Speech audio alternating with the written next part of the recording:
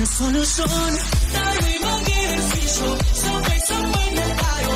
Lakad yung tagilid, anong takbo din kaya. Pagkaihahain, dapat siguraduhin. Mahulay at bukas, kumailat ng patas.